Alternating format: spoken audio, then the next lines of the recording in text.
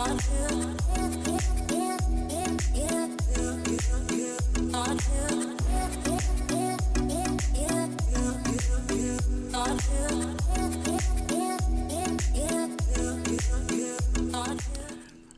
again, everybody, welcome back to Trick Positive Joy. Good afternoon, good morning. It's 11 a.m. here on Wednesday morning. Wednesday, right? Yes. And talking about why is it that churches still don't talk about mental health? Porque las iglesias, en español un poquito, some in Spanish here. Why don't churches still talk about mental health? Not all don't. Some of the newer churches are doing that, which is wonderful. But it's still one of those taboo topics that it shouldn't be. It should be something normal that all churches talk about because it's something that people are talking about. TikTok is the number 1 mental health app out there. More than therapists, more than pills or exercise or nutrition. And TikTok is helping people. And there's a bunch of other apps, also Headspace and many others. And of course, therapy, counseling is so huge. But being that the church is an influential place to a lot of young people, especially, and adults, my dream is that we would be talking more about these topics, not less. And not in a spiritualizing it kind of way alone. Not just saying, go to church, pray, revival, deliverance. Yes, all those things I have found and come to understand how vital that is, that we do have to have deliverance, but it's not either or.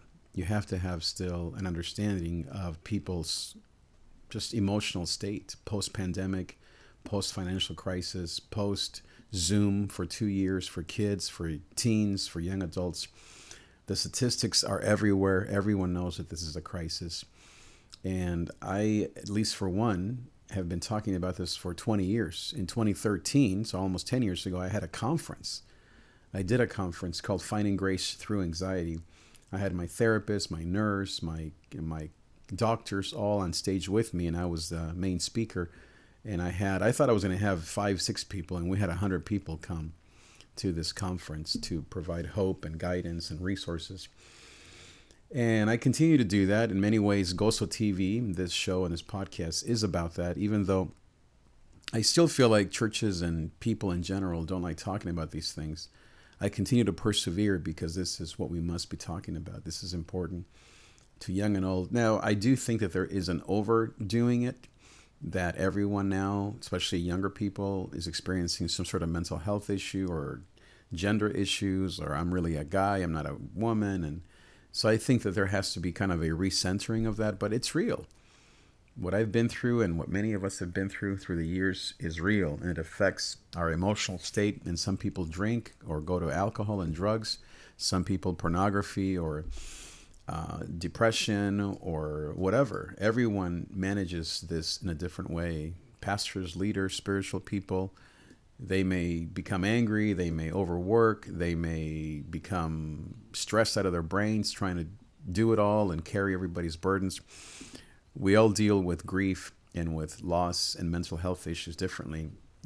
Grief especially is a huge thing that our family is going through. We lost beloved people in our family the last 12 months, as well as 2 jobs, Rochelle and I, and it's a pandemic and this is everyone. This is not particular to us. I still feel like my brain fog I'm just beginning to come out of it. A year post the most traumatic church experience of my life. And that was horrible, what I went through at my previous church. And I'm just beginning to find my brain and my thoughts to be organized again. And these are all things that are so hard to talk about, but these are the realities that young leaders especially need to be aware of. Their own, not just preaching against it or preaching for it or helping people, but their own mental health. You as the church leader, you as the Christian leader needs to be aware and comfortable and know that you're not alone. Now, it's not everyone. There are people that don't face these issues. It's maybe about 40%. So there's another 60% of people that you're thinking, I don't have any problems. And it's like saying not everyone deals with high blood pressure. Not everyone does. But those that do, this is a very real issue, a very real problem. And I'm here to advocate for those. I remember when I started this podcast, I don't know, 4 or 5 months ago, I asked a bunch of Christian leaders to come and talk about their mental health. No one said yes. Everyone hid. And I can tell because one of the things that we that major in this, we can just tell by looking at people and how they move, how they talk, their personality, their countenance, that they deal with mental health issues of fear, anxiety, depression, worry, whatever it may be, beyond the normal stuff. And I asked many leaders to come and talk about it, and no one wanted to, because especially young leaders, I feel, especially at churches where there's a lot of excitement and go, go, go, and it's not accepted.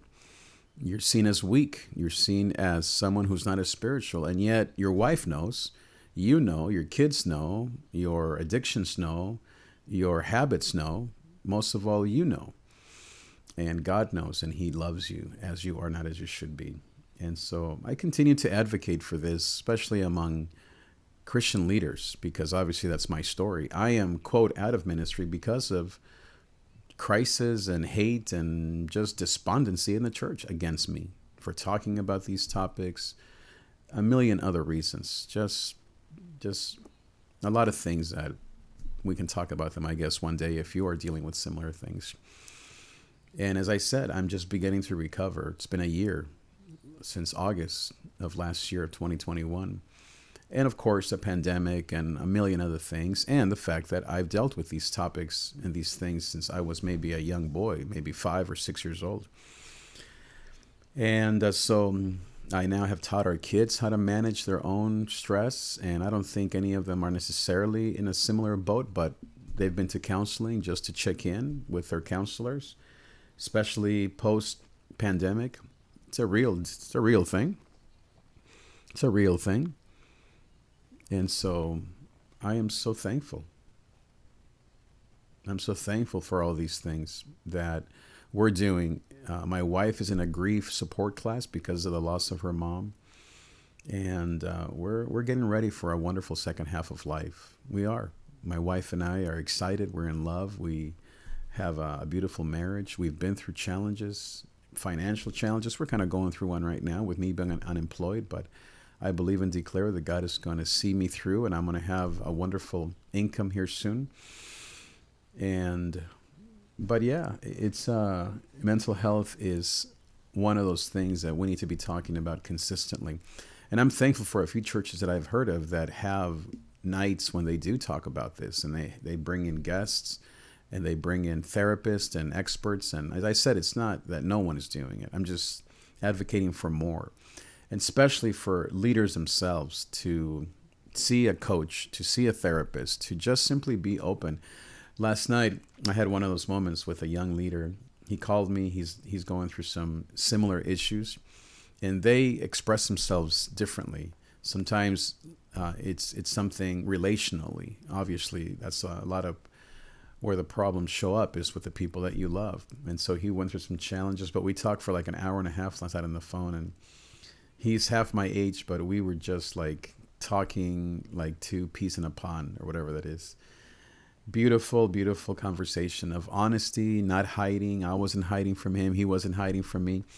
We both have been through different counseling and issues or talking to people to help us through. I did this I was in my late 20s, early 30s, and he's doing it now, right around the same age. It's normally when things happen, is in your late 20s, early 30s, mid 20s sometimes even.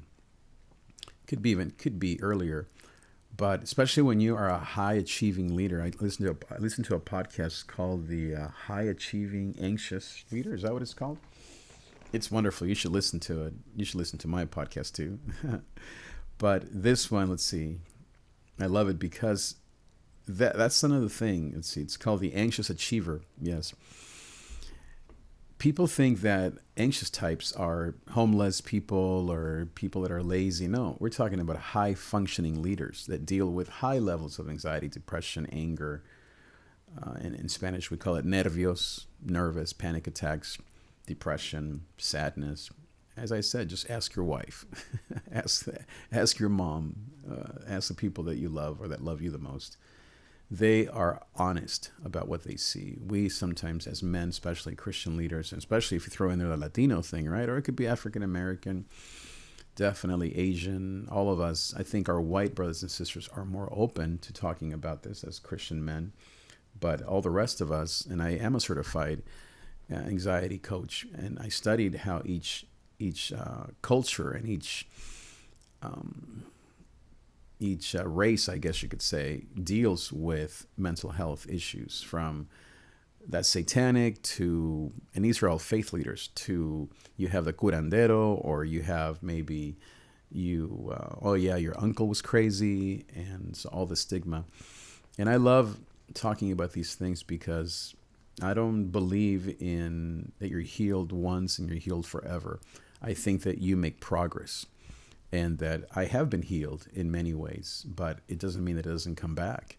I'm dealing with it even just the last couple of days, but you know, I have so many tools in prayer and worship and working out and talking things through, and a lot of tools that I've learned through 20 years, 30 years of doing this, that I can navigate those waves. But most people, especially again, Christian men, Christian leaders, they maybe talk to a mentor and the mentor says, pray about it, brother, or read Philippians 4, do not be anxious, or Matthew 6, do not be anxious.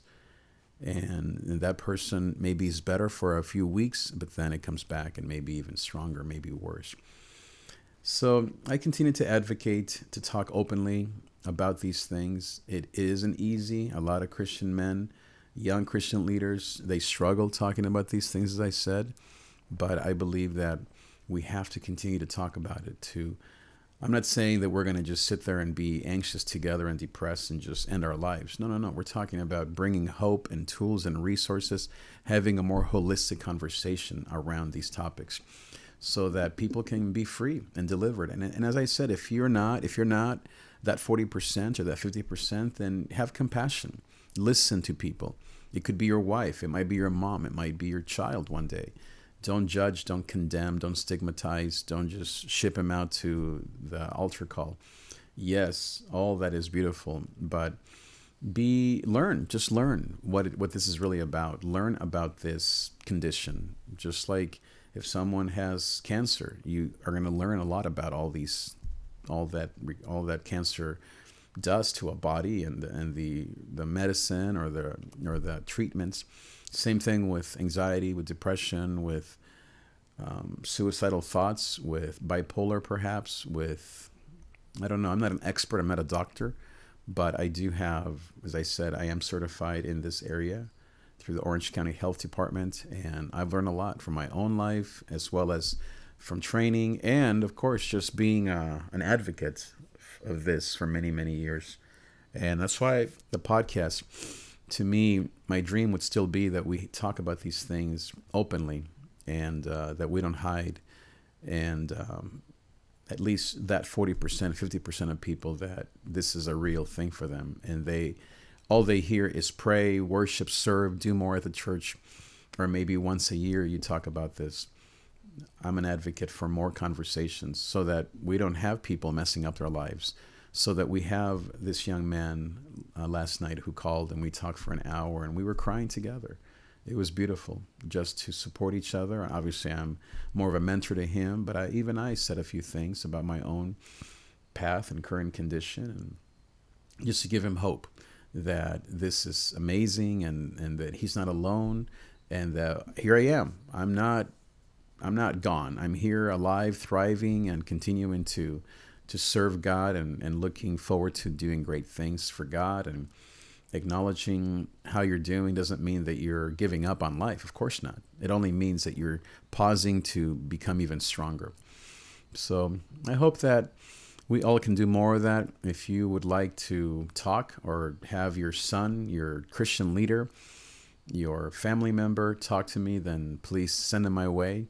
It is a paid service that I provide as part of what I do to help people, but I would love to help people. You can just go to davidtrigg.com/coaching, davidtrigg.com/coaching, or schedule either one, and we can then get together and begin to talk about these things. Thank you again for being here. I'll see you next time.